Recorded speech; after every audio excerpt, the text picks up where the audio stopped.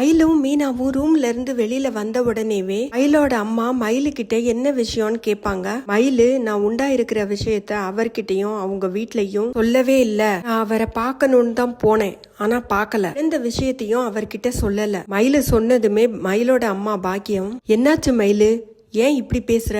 உடனே கிளம்பி வா. யோ, ஆட்டோக்கு சொல்லியா, நம்ம போலாம். என்ன மாப்பிள்ள வரமாட்டேன்னு சொல்லிட்டாரா? வா, ஏன் கூட வா, நான் கூட்டிட்டு போறேன். உன் புகுந்த வீட்டுக்காரவங்க வேண்டான்னு மட்டும் சொல்லட்டும், அவங்கள உண்டு இல்லைன்னு பண்ணிடுறேன். உடனே போலீஸ் ஸ்டேஷன்ல போய் கம்ப்ளைண்ட் கொடுத்துட மாட்டேன். அப்படி இப்படின்னு பேசிக்கிட்டே போவாங்க. மயிலுக்கு ரொம்ப கோவம் வந்து, நிறுத்துமா, நீ என் வாழ்க்கையை சீரமைக்கிறேன்னு என் வாழ்க்கையை காப்பாத்தின வரைக்கும் போதும். முதல் முறையா நானே ஒரு முடிவெடுத்திருக்கேன். குழந்தை உண்டான விஷயத்த என் வீட்டுக்காரர்கிட்டயோ அவங்க வீட்லயோ நான் யார்கிட்டயுமே நான் சொல்ல போறதில்ல. அப்பாவோட சம்பாத்தியம் இல்லாம தானே எங்க 2 பேரையும் நீ வளர்த்த. அதே மாதிரி இந்த குழந்தைய நானே பெத்தெடுத்து நானே வளர்த்துக்குவேன். மீனா வாங்கி கொடுத்த வேலை என் கையில இருக்கு. இந்த வீட்டுல ஒரு ஓரத்துல நானும் என் குழந்தையும் இருந்துட்டு போறோம். எங்க 2 பேருக்கு உண்டான பைசாவை உங்ககிட்ட கொடுத்துறேன்.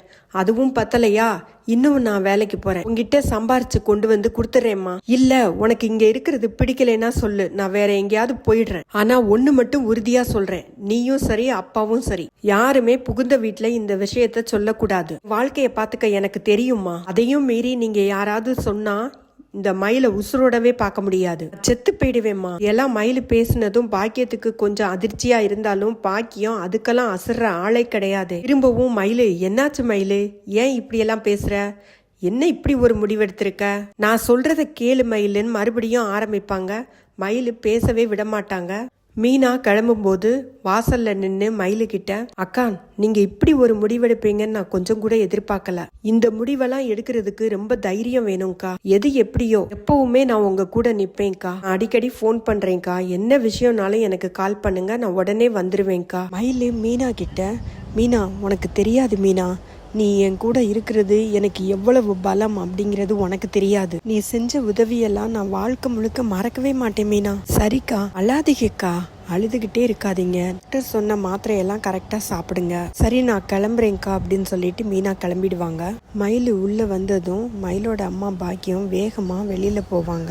தெருமுனையில தான் மீனா நடந்துகிட்டு இருப்பாங்க. அதனால வேகமா போய், மீனா நில்லு மீனா, மயிலு ஏன் மாப்பிள்ளைய பாக்கல, மாப்பிள்ளைய பார்க்க போறேன்னு தானே சொல்லிட்டு போனா. அது அவங்க அப்படி ஒரு முடிவெடுத்திருக்காங்க, நான் என்ன செய்ய முடியும். இல்ல ஏதோ தப்பா படுது மீனா, அவதான் அப்படி சொன்னான்னா நீயாவது அவளுக்கு புத்திமதி சொல்ல வேண்டியதானே. நீயும் அவ கூட சேர்ந்து நிக்கிறேன்ற, என்ன செஞ்சாலும் சரின்ற. ஓஹோ, மயிலுக்கு குழந்தை பிறந்தா அந்த வீட்டுல உனக்கு மதிப்பு இருக்காதுன்னு நினைக்கிறியோ. மயிலுக்கு முன்னாடியே அந்த வீட்டுக்கு வந்தவ நீ, அதனால உன்னை மதிக்க மாட்டாங்கன்னு நீ நினைக்கிறியோ அப்படின்னு சொல்லிட்டு கேட்பாங்க. அதனால மீனா, அப்படியெல்லாம் ஒண்ணும் இல்ல, அவங்க பார்த்தாக, அரவணன் மாமாவை பார்த்து பேசிட்டு தான் வந்தாக. அரவணன் மாமா அந்த குழந்தைக்கும் எனக்கும் எந்த சம்பந்தமும் இல்லை அப்படின்னு மயிலக்காவை அவமானப்படுத்தி அனுப்பிச்சு விட்டாங்க. அதனாலதான் மயிலக்கா இப்படி ஒரு முடிவெடுத்தாங்க அப்படின்னு சொன்னதும், அவன் அப்படியா சொன்னான், இதோ உடனே போகிறேன், இப்படியே போகிறேன், நான் என்னன்னு கேட்டு வரேன் அவனை அப்படின்னு சொல்லிட்டு கிளம்புவாங்க. மீனா தான் அவங்க கையை பிடிச்சுக்கிட்டு, போக வேண்டாம், ஏதாவது எக்கு தப்பா மயிலக்கா முடிவெடுத்துட்டாங்கன்னா என்ன பண்றது, பொண்ணுக்கு யாரும் இல்லைன்னு நினைச்சிட்டானா, நான் இருக்கேன், அவ அம்மா நான் இருக்கேன், அது எப்படி என் பொண்ணை அவமானப்படுத்தி அனுப்பலாம் அப்படின்னு கேட்டதும் மீனா என்ன சொல்வாங்கன்னா, ஏன் நீங்க அவமானப்படுத்தல, நீங்க பெத்த பொண்ணு தானே, சாப்பாடு கொடுக்காம தங்க இடம் கொடுக்காம நீங்க அவமானப்படுத்தல உங்க பொண்ணை, உங்க அவமானப்படுத்தினா மட்டும் தப்பா, வேண்டாம் கொஞ்சம் பொறுமையா இருங்கம்மா. மயிலக்கா பாவம், அன்னைக்கு நீங்க வீட்டை விட்டு வெளியில அனுப்புனதும் சரவணன் மாமா கிட்ட போய் எவ்வளவோ கெஞ்சினாங்க. உங்ககிட்ட அடி வாங்கினது பத்தாதுன்னு அங்கேயும் போய் அடி வாங்கிட்டு திரும்பி வந்தாக.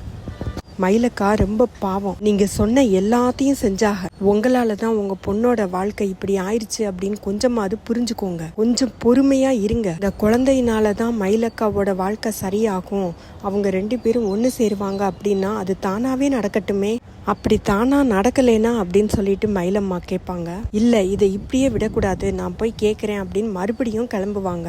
உங்க பொண்ணு எக்கு தப்பா ஏதாவது பண்ணிக்கிட்டாங்கன்னா நீங்க என்ன பண்ணுவீங்க, கொஞ்சம் யோசிச்சு முடிவெடுங்க. இப்போதைக்கு அமைதியா இருங்க, மயிலக்காவை எதுவுமே கேட்காதீங்க, எதுவுமே சொல்லாதீங்க அப்படின்னு சொல்லிட்டு நான் கிளம்புறேன்னு சொல்லிட்டு மீனா கிளம்பிடுவாங்க. சரவணன் அஞ்சலியை கோயிலுக்கு வர சொல்லியிருப்பாரு. அஞ்சலியும் வருவாங்க. கோயிலில் வந்துட்டு அஞ்சலி கிட்ட, மயில் வந்திருந்தா அவகிட்ட எப்படி எப்படியெல்லாம் நடந்துக்கிட்டேன், இவ்வளோ கோவமாக நான் பேசியிருக்க கூடாது, ஆனால் என்னை பேச வச்சுட்டா அப்படின்னு சொல்லிட்டு எல்லா விவரத்தையும் சொல்லுவார். மயிலுக்கிட்ட அந்த குழந்தைக்கும் எனக்கும் சம்மந்தம் இல்லை அப்படின்னு சொன்னது தப்பு தான். உனக்கே தெரியும்ல அஞ்சலி, யார்கிட்டயும் நான் அப்படி பேச மாட்டேன்ல, என்னையே பேச வச்சுட்டா. சரவணன் மயிலுக்கிட்ட பேசின எல்லாத்துக்கும் சேர்த்து வருத்தப்படுவார் அஞ்சலி கிட்ட சொல்லி. அஞ்சலியும் சரவணனும் ஒரு இடத்துல ஹோட்டலில் வெளியில் உட்காந்து கூல்ட்ரிங்க்ஸ் குடிச்சிக்கிட்டு இருப்பாங்க. மயில் அந்த வழியாக மாத்திரை வாங்குறதுக்காக வந்துக்கிட்டு இருப்பாங்க.